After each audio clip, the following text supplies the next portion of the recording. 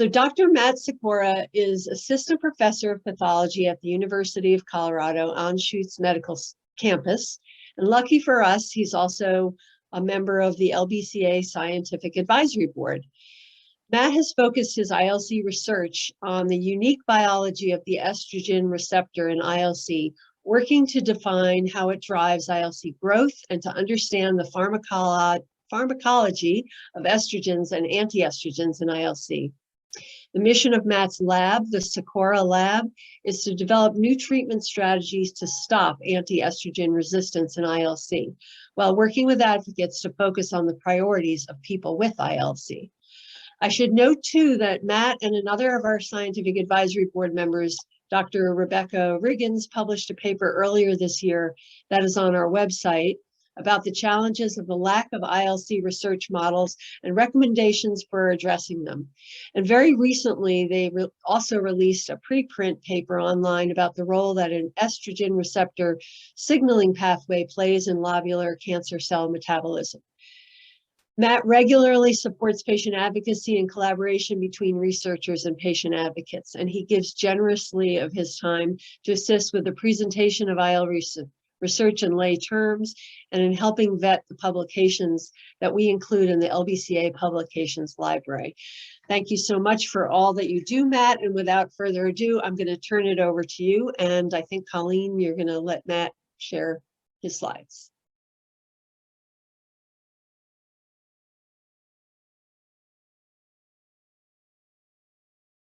All right, hopefully you can see my slides okay. Okay. All right, well, thank you so much for the introduction and for the invitation to chat with you all today about research logistics.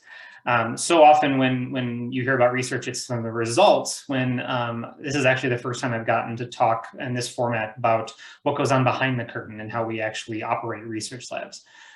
So I'll go through this presentation. Please do feel free to stop me to add questions in chat. I'd love to keep this interactive, and then we will have plenty of time for Q&A afterwards.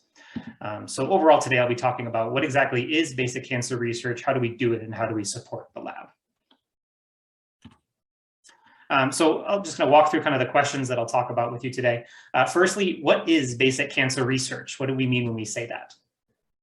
Who works in a basic research lab? What are the people that are actually doing the hard work? How do we equip and stock a lab to do basic cancer research? What does it take to keep the lab operating at the supply level? What are the different sources of research funding? How do we pay for what we do?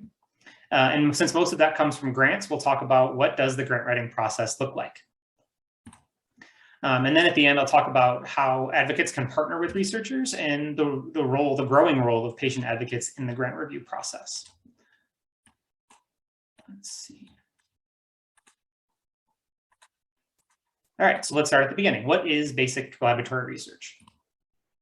So basic research is what we do to develop the ideas that will ultimately go on to transform clinical care. And to do that, typically in the lab, we're using quote unquote model systems to mimic cancer in the lab. What that often looks like is we have these incubators that we grow cells derived from patient tumors in these effectively modified Petri dishes, these flasks you can see with the little blue caps in here on the left. And incubators just keep the cells in an environment that is loosely similar to what they'd experience in a patient. If we take a closer look at these under the microscope, these are just two different examples of breast cancer cell lines that we use in the lab. The top one is derived from an invasive ductal carcinoma, and the bottom one is derived from invasive lobular carcinoma. And you can see already that these cells look very different, and actually the way that these lobular cells on the bottom grow in these flasks or dishes actually mimics the way that they do grow as a tumor. So we can learn a lot from these. And with models like cell lines, we use these to test new ideas. And to do that, we can treat cells with clinically used drugs or test compounds, things like tamoxifen. We can use different technologies to turn specific genes on or off. And with newer technologies like CRISPR, we can actually break genes or edit the genome to do things like mimic clinically relevant mutations in tumors. And we can also manipulate the environment. We can do things like change their oxygen levels, the nutrients they receive. We can modify the steroid hormone environment, or even the 3D context that they can grow in. And with these tools, we can ask questions like what makes cancer cells grow and multiply? How do cancer cells adapt and resist therapies? How do they metastasize? And overall, a lot of the questions we're asking are things basically, what makes these cells different from the normal cells from which they came? There are a whole host of different models we can use beyond cell lines. Some of these are things like patient-derived xenografts, where we can actually implant tumor fragments into host animals like mice. Once the tumor grows, we can treat the host with a test drug to see how it works, and we can actually watch to see how that tumor fragment responds and use that to model what it would look like in the clinic. And then we can ask questions from archival samples, be they fixed in this case or frozen, and use those to ask the same questions. And collectively, the goals here are to develop new diagnostics, new biomarkers, and new therapies.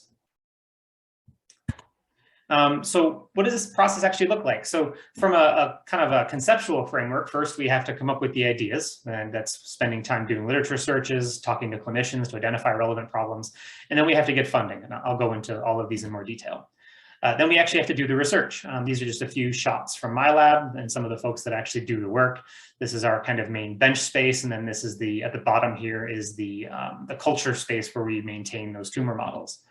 At some point along the way, many times we'll present the research. This is often at conferences. We put up posters to show our data and talk about our conclusions with colleagues. Inevitably, this can lead to questions from our colleagues, to feedback. This can lead to new collaborations, new ideas. We do more research, and then we always have to get more funding to do that research. And then this kind of ends up being a loop as we present and develop the research. And ultimately, the goal then is to publish the research so that it's accessible to our colleagues. And we do this through the peer review process in peer-reviewed journals. So from a practical perspective, this is actually what that looks like for one of the main projects that's been going on in my lab. So I started my lab here at Anschutz in fall 2016. And one of the first new ideas I had was trying to understand estrogen receptor pharmacology and how therapy response is different. So I wanted to ask how different partner proteins of the estrogen receptor change its function. So pretty broad question, but I started writing a grant right off the bat as we were getting the lab running, and luckily got a pilot award, $30,000 to kick this research off through an internal mechanism that the American Cancer Society supports through our cancer center, and that was in January 2017. So with that seed funding, we started doing some research. As the research developed, I had kind of my lab startup funds, which I'll talk more about later, to support it, but then got a few more grants along the way, including some additional pilot funding to get other parts of the project moving. And then luckily, we were able to get a bigger mainline grant support from the American Cancer Society that is still kind of supporting us currently on this project. And that leads all to more research and more questions that grew beyond that initial pilot. We then kept presenting the research to talk about it with our colleagues along the way. This is just some examples of where I was presenting it. I had seminars at Utah and University of Pittsburgh, a number of local seminars in our different departments here at University of Colorado, and then at national conferences, at a FASEB meeting on steroid receptors. I did talk about this at the Lauder 2021 meeting, and most recently at the Endocrine Society meeting just last month. But the goal here through this iterative process then is to publish it, to make it broadly accessible, to kind of make our findings official. We did this finally. We submitted a preprint manuscript, which is kind of an open source pre-publication mechanism. We put that up in December 2020 and submitted it to a journal in January 2021. We got lucky that it went through the peer review process fairly quickly, about 10 weeks. Got feedback from reviewers. We were able to revise it based on reviewer comments at the end of March, resubmitted, got another round of comments, revised it again. And ultimately this was accepted at the end of April and published in early May 2021. And this is actually, we got the cover article for this particular issue. What I want to highlight though in this process is that from initial funding to first publication actually took over 4 years. And that's not uncommon for any given project, from conceiving it, getting the funding, getting the people on board, getting the research rolling. This whole process takes time. In this case, it took about 4 years, and this project is active and still ongoing in my lab. All right, so that is kind of what is basic research. So now who is actually doing the work? Because I certainly am not the one that's writing the grants, doing the presentations, and doing all the work. There are people behind me that are really doing the hard work. So my role in the lab, and many of us, is that of principal investigator, or PI. PIs are typically PhDs and or MDs, and as we work up the promotion chain, our title is typically something like assistant professor, associate professor, and then full professor, and that just kind of reflects our seniority and experience. Being called an assistant professor does not mean that I assist a full professor. I'm an independent faculty, and I'm entirely, I don't know why we're called that. And I'm going to talk about numbers today, both for personnel and for costs.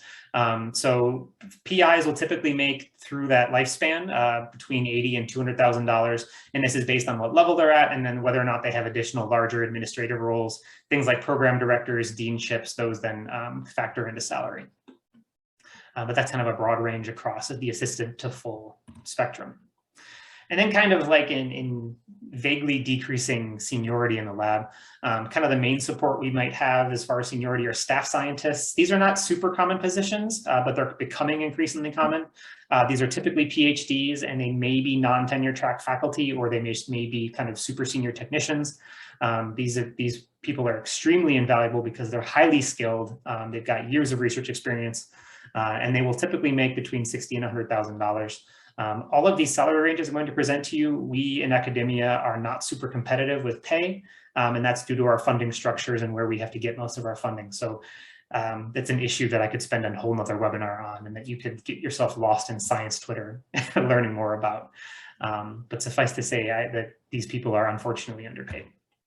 Postdoctoral fellows are kind of the senior training position in the lab. These are people that have received their PhD, and they are taking another training step after they've received their doctorate to kind of get the specific training they need to move to their next steps, whether that's to become a principal investigator or to move into other fields, which is often the case. And they make usually between $55,000 and $65,000 a year. And that's, again, kind of within the limits of our funding structures. Graduate students are often the backbone of most research programs, and these are people that have their bachelor's, sometimes their master's, and are training to get their PhD. Sometimes they are training to get their master's. PhD students receive a stipend, usually between $32,000 and $40,000 a year, and their tuition is paid for by the lab, and that is kind of a random number between $5,000 and $15,000 a year. But luckily, it's not out of their pocket. Kind of the analog to postdoctoral fellows are clinical fellows, and these are MDs that usually have a 12 to 18-month research window during their fellowship training. Their salary is often paid for by the fellowship, but varies. These are kind of a specific training steps, since they're highly skilled, have a lot of clinical training, but they have less time and don't have as much lab training as other people. So it's kind of a different context, but highly valuable contributors. Research technician is an extremely broad title. These folks usually have, essentially always have a bachelor's, many have a master's. These may serve in a specialized lab manager role to do a lot of administrative duties to take burdens off of the PI because we're trying to write grants. And this is a hugely broad range of people that can make between $35,000 right out of undergrad to $90,000 and above for senior, highly skilled technicians. And this is usually based on how long they've been in the field and their unique skill set, especially if they are if their job is to run highly specialized machines and lab equipment. They are often very unique skills that we have to try to maintain. And then the labs are hopefully full of trainees, and this can be undergraduates, postdoc fellows that are kind of in a special training position right after undergrad, medical students, sometimes high school students, and that's a whole broad spectrum of very early career scientists. The important thing here is that with everyone in the lab, the PIs are responsible for funding all of the salary, tuition, benefits, retirement, everything out of our grants. We often get some support. It varies at institution for our own salaries, but we even usually have to pay most of our own salary out of grants on top of everyone else's tuition, benefits, salary, etc. So what does that actually look like?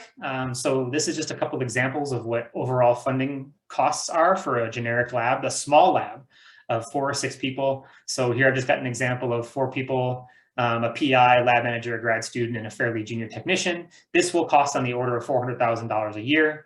You add in a couple more folks, we're talking over $500,000 a year. And the majority of those costs are personnel costs. Because these folks are highly skilled, highly specialized, and I frankly still don't think we pay them enough. They make up the majority of our costs. And the minority of that is actually research supplies, and I'll get more into depth on that in a moment. All right, so I talked about personnel, so let's talk about that other slice of the pie, the supplies. So how do we equip and stock a lab to do basic cancer research? And obviously this is hyper variable based on lab, but I'll kind of talk about some of the generic stuff that we all have to pay for.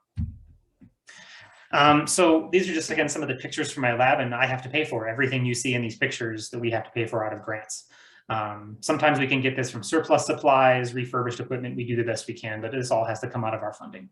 The main costs arguably are consumables, is what we call it, and the things that get used up in the course of research.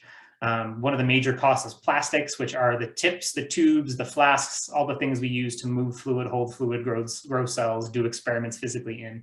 And this is a hugely variable range of costs. Gloves, we have to wear gloves for everything we do. And because in large part of the pandemic, we're like $50 a box for gloves now. And that's not chump change. This adds up real fast because we have to be, we have to be careful with how we're doing this. And it adds up real fast. Pipettes are the physical pieces of plastic that we use to hold and move fluids. And these are I'm talking about, that's the plastic pieces. These are, in this case, these little handheld equipment that actually are what control fluid movement. These are $200, $300 a piece and require annual maintenance. And a given lab will have dozens of these because we need usually one for each set of each person or specific station in the lab. So this also adds up real fast. So those cells that we talked about that grow in these incubators, we have to have the medium to feed them. This usually is defined by some sort of base medium that is a sugar, amino acid, nutrient broth, and that usually costs, depending on the context, between $20 and $200 a liter. This always then has to get supplemented with some form of serum. Usually this is derived from cows, and this costs between $600 and $1,500 a liter. And this is actually one part of our supply chain that is highly tied to cattle futures. So we have to keep an eye on the commodities market sometimes, not like stockbrokers, but we have to know what that's doing to affect serum prices. And it's a cost that we know is coming every few years, but something that we can't control, but we're kind of tied to just the same.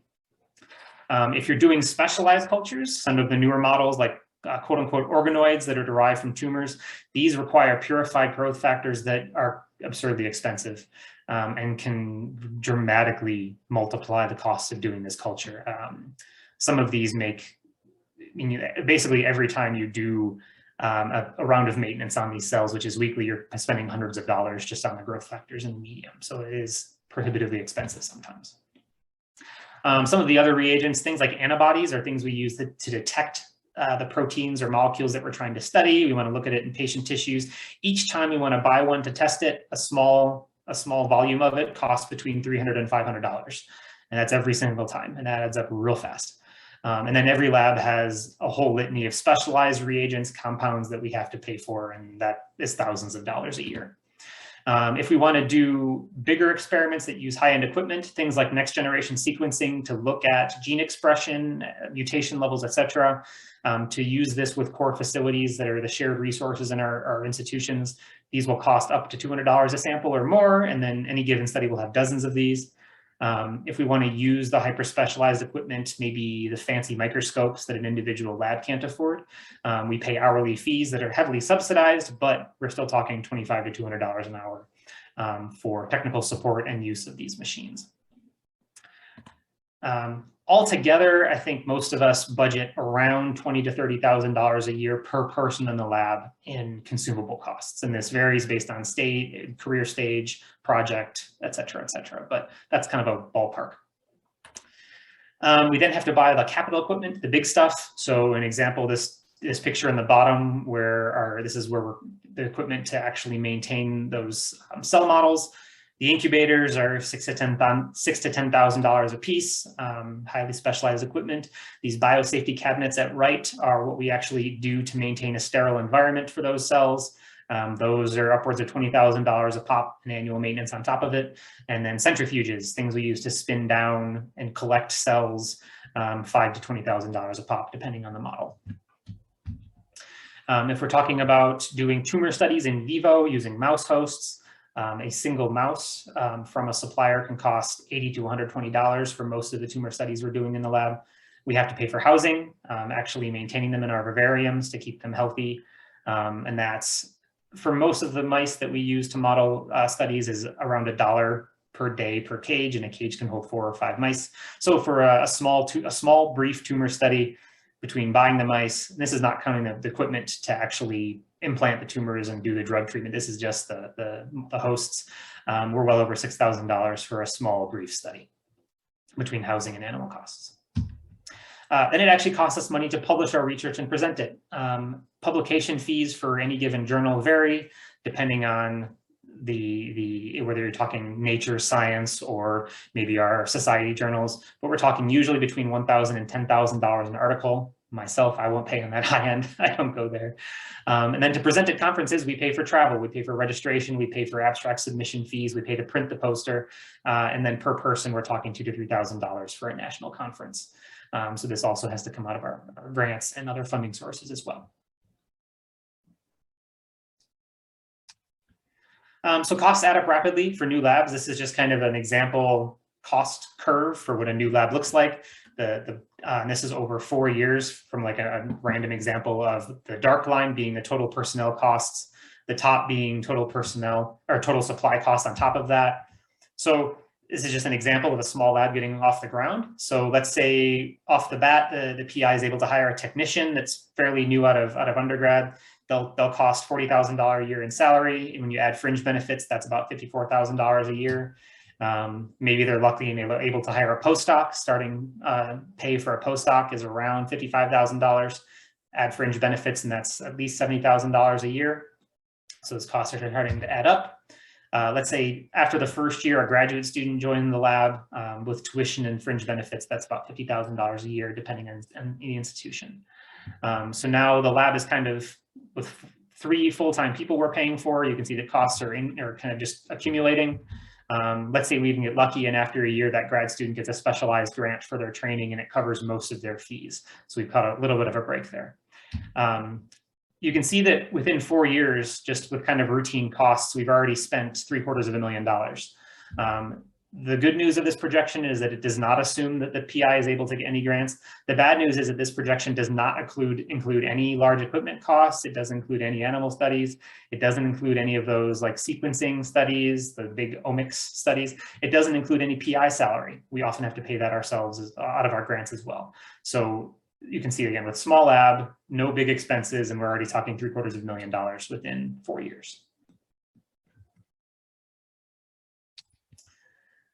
All right, so that's equipping stocking. So how do we actually pay for this then? I've talked a lot about money. Where does the money come from? All of us, when we start a lab and get some sort of startup funds from our institution, brand new labs, the median startup is about $750,000, but this is hugely variable based on context, institution, et cetera. And new recruits, if someone is recruited to a new university, they will also typically get new startup funds. And these are kind of unrestricted funds from the institution, the cancer center, et cetera, to get the lab rolling, hire people, buy equipment, get projects off the ground. Once we've started using startup funds, we start writing grants. The major source of funding is federal from the National Institutes of Health or places like the Department of Defense, which has a very robust biomedical research program.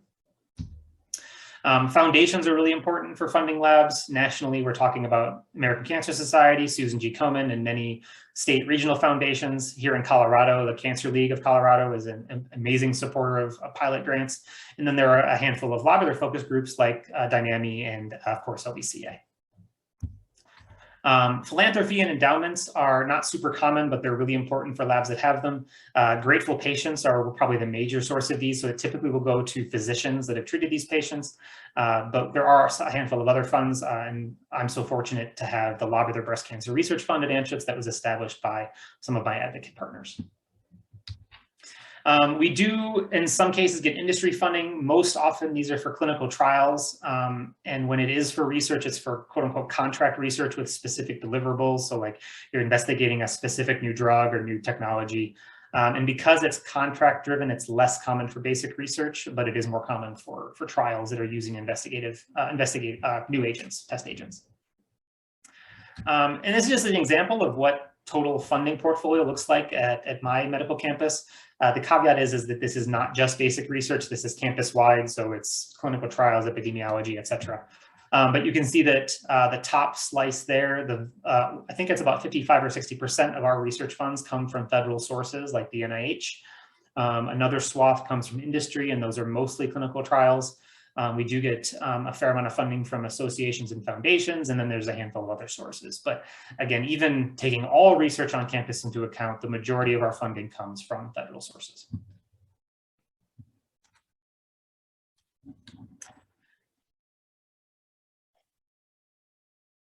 So when we think about federal funding, what does it actually look like in other sources and getting that money? So this is just an example of what one of our major sources of federal funding looks like in the context of cancer research. So the major way that the National Cancer Institute funds individual research projects are these things called research project grants. And it's kind of a broad swath of grants that are funded specifically by individual investigators. So we submit an idea, we ask for so much money, and we, whether we do or don't get it.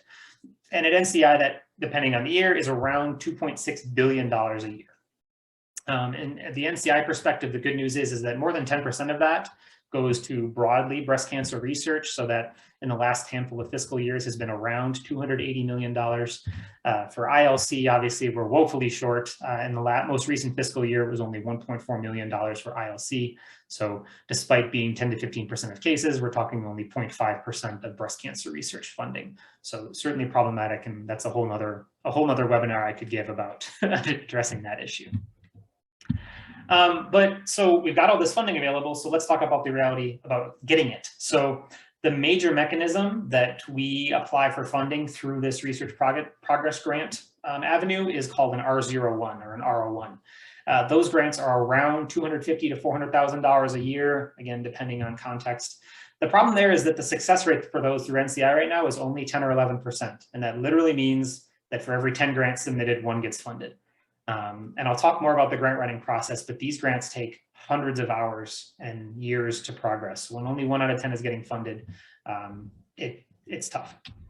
I talked about the Department of Defense as another big federal funder. Their breast cancer research program has a bunch of different ways to get funded, but the grants are usually on the order of $125,000 to $350,000 a year. The success rate on those is even less, only 6 or 7%, and that's exactly what it sounds like. One of the major ways that my lab is funded right now is an American Cancer Society Research Scholar Grant, and this is specifically for more junior investigators. And that grant is $165,000 a year.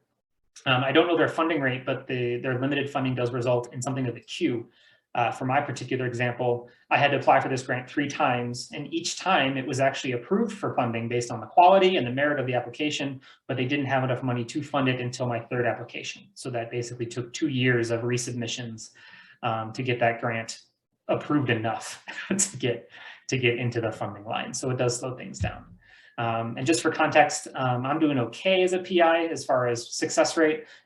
In about 6 years as a principal investigator, I've applied for around 40 grants and a total of about $16 million that I've applied for. And I've gotten 11 of those, which amounts to just under 2 million or about 11.4%. So by NCI standards, I'm doing okay. But that's a lot of grants that I wrote that I don't get and a lot of time it takes to write that. I'll talk more about that in a minute. But overall, it's worth considering, and this frustrates me as much as it does you, that the limited funding results in just grants sitting for years in peer review and revision, hundreds of hours of writing and revising. So really it takes years between conceiving of those new ideas and initiating research. All right, so what does that grant writing process look like when we're actually trying to submit proposals to get funding? So when we get an idea, we have to write a grant, and that involves scouring through the scientific literature to make sure that it hasn't already been done before, to see what kind of premise we have, how good is their background data, have similar studies been done. For lobular, it's basic, the answer is usually no, it hasn't been done before. So that makes that part a little easier. But we still have to build the scientific premise and the rationale for doing the study. We need to construct the goals. What are the aims of the study? What's the hypothesis underlying the study overall? We typically have to build a collaborative team, whether that's the personnel in our lab or the outside collaborators that we need to support the study, the pathologists, the bioinformaticists, the colleagues in other labs with other expertise. We have to draft a proposal. We have to get feedback from colleagues in an iterative loop to build the strongest proposal we can. And this can take a month, or this can take more than 12 months, depending on the scope of a particular grant. Once we write it, we submit it and just sit on our hands and wait. This process of peer review for any given mechanism can take 3 to 6 months, where we just literally don't hear anything back while it works through the peer review process. After 3 to 6 months, we get reviews. And this can be soul crushing, or this can be uplifting, depending on how well your application is received. And you may or may not actually get a funding decision with those reviews. So if you don't get one immediately, you have to await what is usually called programmatic review, where kind of the higher level funding decision makers will read the peer reviews and make a decision, and that can take 0 to 3 months or longer, depending on the context. Since 90% of grants get rejected, most of us have to go into this loop where we read the reviewer feedback, try to understand why the grant wasn't well received. We may have to do more research. We may have to revise the proposal. That can take 4 to 12 months or more. And then we're kind of tied to when the next grant submission deadline is available, because most grants are not just a continuous submission. For example, the main NCI grant, that R01, has 3 submissions a year. And if you miss it, tough cookies, you wait 4 more months to the next one. Once you eventually get through this process and your grant is selected for funding, you have to go through some level of award negotiation, which is just a fancy word for paperwork. There's negotiations for the indirect funding on grants, and this is kind of the secret behind the scenes funding that gets tacked on that the institution gets separate from your lab funding to pay for facilities, management, like the to keep the lights on, to keep it clean.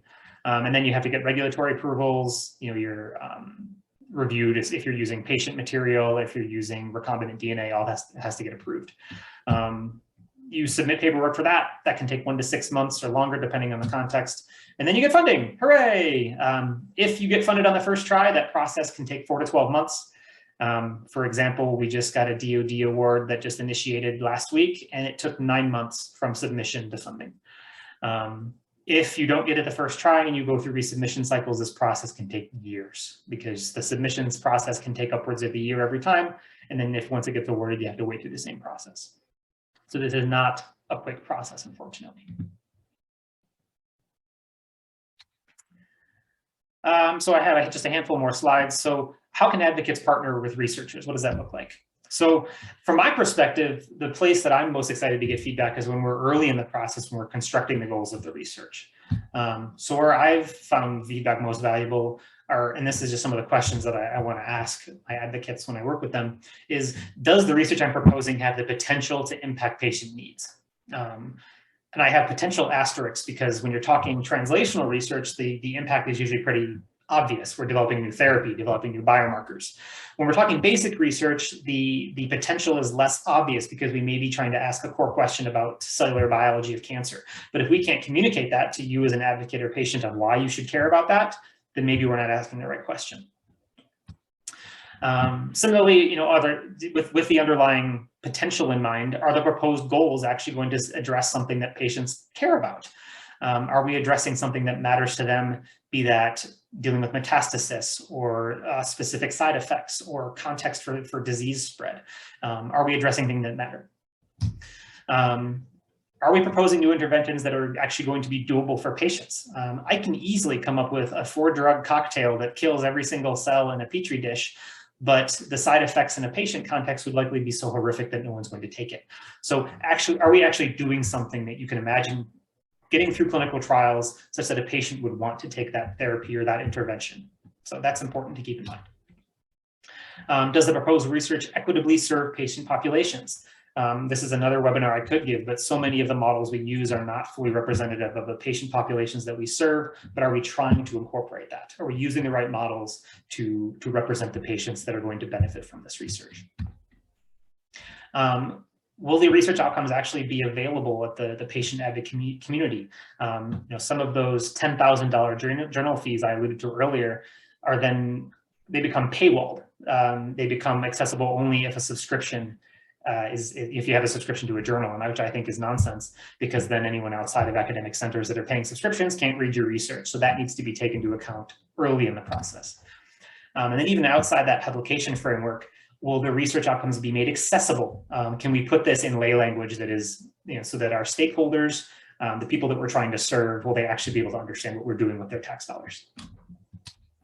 So really it comes down to really 2 main areas for me. Is I love having patient advocate support in the research and design and methods, and then the research communication and outreach. And the latter is something that's, that is particularly important because, let's be honest, my wife teases me that I don't speak English anymore, I just speak science. So getting feedback from advocates that can tell me when I'm not speaking in English anymore is really important when we're trying to put together patient-friendly communication. And how can you get involved with researchers? I think I encourage anybody to just cold email researchers if you want to get involved in their program and learn how you can help. And the people that respond are the people that you're not going to want to work with. But short of cold emailing researchers, I'd encourage you to reach out to your local or regional NCI Cancer Center. And this is just kind of a site where you can find a map nationally of where these cancer centers are. Many of these centers already have built out advocacy programs where you can get integrated and then find researchers there that are doing things like lobular breast cancer research, although that list is perhaps woefully short right now. And you can also reach out to LBCA. They have contacts with essentially all of us that are doing lobular breast cancer research across the country. And then finally, what is the role of patient advocates in the grant review process? So this is not an extensive list yet, but by far the best example of the role of patient advocates is the Department of Defense and their congressionally directed medical research programs. So consumer reviewers are involved at every step of peer review. And actually, for any given grant that goes through these programs, there are 3 reviewers, 2 scientists and 1 consumer or patient advocate, and they are always reviewer 2. And having gone through these panels multiple times, I can tell you that if the patient advocate is not convinced that this research will impact patients in a positive way that matters to them, that grant is going nowhere, which is critical. And I think that's really important. And not only are they involved at that upfront peer review stage, but then consumers and patient advocates are involved at those secondary programmatic decisions to make sure that the general funding portfolio matters and addresses patient needs. And so this is a website where you can learn more about consumer involvement at CDMRP. You can get trained to become a reviewer. And I like to highlight that this circle here is a really recent blog post on Lori Petiti, who's one of our co-founders of the LBCA, and she's my partner on our recent DoD funding, but she's a longstanding CDMRP reviewer. And with that, we've got plenty of time for Q&A. So thanks for your attention. Thanks for being here and for wanting to learn about what goes on behind the curtain.